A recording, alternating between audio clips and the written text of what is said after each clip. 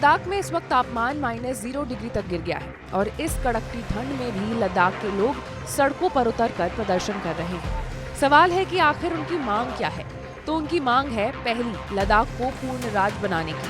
दूसरी मांग है संविधान की छठी अनुसूची यानी 6th शेड्यूल को लागू करना। और तीसरी मांग है छठी अनुसूची के तहत जनजातीय क्षेत्र यानी ट्राइबल एरियाज में ऑटोनॉमस डिस्ट्रिक्ट बनाना।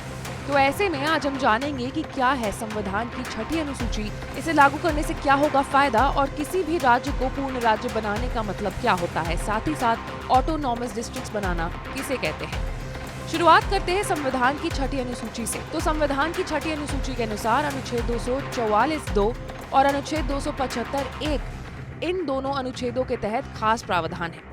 इसमें असम, मेघालय, त्रिपुरा और मिजोरम सूबे के जनजातीय इलाकों के प्रशासन के बारे में व्यवस्था है। बारदोलोई कमेटी यानी वो कमेटी जो नॉर्थ ईस्ट के ट्राइबल एरियाज हैं उनके लिए विशेष प्रावधान बनाता है ताकि वो हमारे संविधान के साथ पीसफुल रिलेशनशिप बना सके।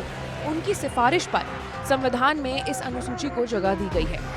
छठी अनुसूची के तहत जनजातीय क्षेत्रों में स्वायत्त जिले यानी ऑटोनॉमस डिस्ट्रिक्ट्स बनाने का प्रावधान है। आपको बता दें कि ऑटोनॉमस डिस्ट्रिक्ट्स का मतलब होता है दैट रूल और government which is within its own control और अथॉरिटी।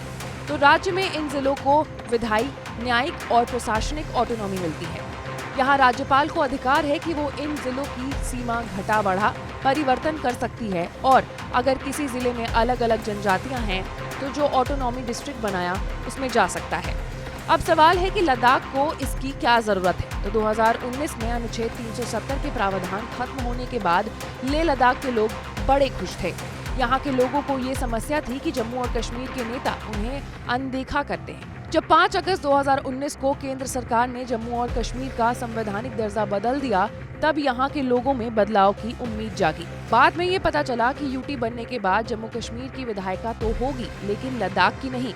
पहले की विधानसभा में क्षेत्र के 4 विधायक होते थे। अब पूरा प्रशासन ब्यूरोक्रेट्स के हाथ में है। बहुतों को लगता है कि अब सरकार उनसे और दूर हो गई है। ऊपर से जम्मू और कश्मीर की डोमिसाइल नीति में बदलाव से इलाके की लैंड, रोजगार, डेमोग्राफी और कल्चरल पहचान खत्म होने का भी डर था। अभी लेह और कारगिल में 2 हिल काउंसिल हैं, लेकिन वो छठी अनुसूची में नहीं है।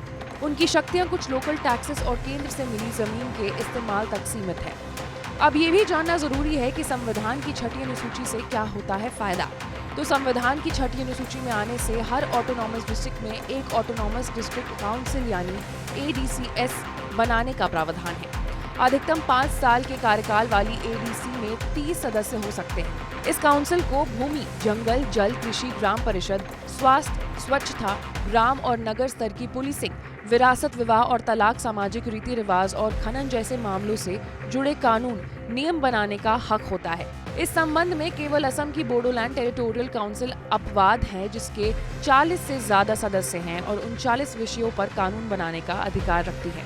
आसान भाषा में समझे कि क्यों लद्दाख को ये दर्जा चाहिए, तो लद्दाख के केंद्र शासित प्रदेश बनने के बाद से ही यहाँ के लेह और कारगिल इलाकों में जमीन की सुरक्षा, रोजगार और पॉलिटिकल रिप्रेजेंटेशन को लेकर परेशान थे और आवाज भी उठा रहे थे। इन दोनों इलाकों के लोगों में अपनी भाषा, संस्कृति को खो देने का डर सताता रहा और धीरे धीरे इसने विरोध का रूप ले लिया। पिछले 3 साल में इन इलाकों के लोगों ने इस केंद्र शासित प्रदेश के लिए विशेष अधिकारों और सुरक्षा उपायों की मांग कर रहे हैं और अपनी इन मांगों को मनवाने के लिए विरोध प्रदर्शन कर रहे हैं। वहीं काफी लंबे समय से सोनम वांगचू लद्दाख में लॉन्ग रन में होने वाली प्रॉब्लम्स को फ्लैग भी कर रहे हैं। इससे पहले भी कई बार सोनम ने लद्दाख में पानी और टूरिज्म जैसे मुद्दों पर सरकार को चेतावनी दिया है।